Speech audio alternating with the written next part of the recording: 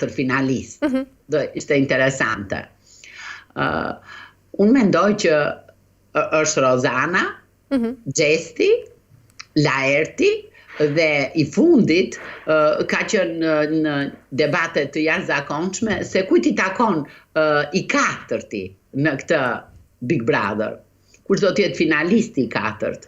Mendoj se ata të cilët kanë bërë organizimin kanë përgatitur edhe surpriza të cilat mund të na çojnë në gjëra interesante. Pra, do të jenë surprizat ose eliminimet e fundit, të cilat do na sjellin ne gjërat interesante. Unë mendoj që i takon faktikisht të jetë një vajzë ose Gerta, se është një vajzë autoritare edhe me vlera, është vajzë me vlera, por edhe dy vajzat e tjera që janë Danja,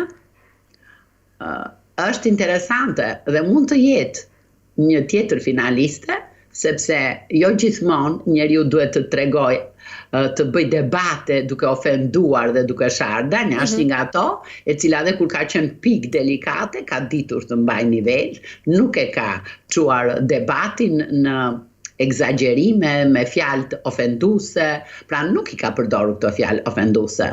Ka treguar një femër me vlera. Është Danja. Ema, nga këto emra që më thea, mund të ndodhë ndonjë përmbysje madhe para finales së 19 prillit? Përmbysje.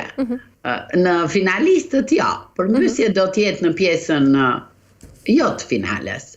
Përmbysje për mua është në rastin se kësaj radhe Zarfi do t'i uli vleftën në pagesë Gjestit.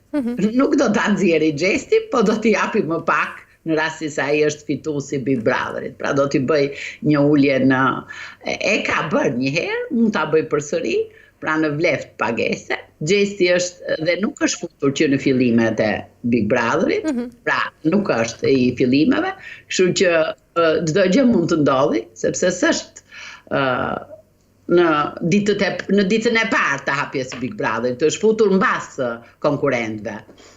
Por unë mendoj që Gjesi ka dhe një favor tjetër, që është i vetmi përfaqësues i Kosovës. Votat e Kosovës janë shumë të mëdha, kështu që ai do të jetë finalist i padiskutueshëm, sepse janë edhe një numër i madh pa diskutim i votave që vjen nga Kosova për Gjestin.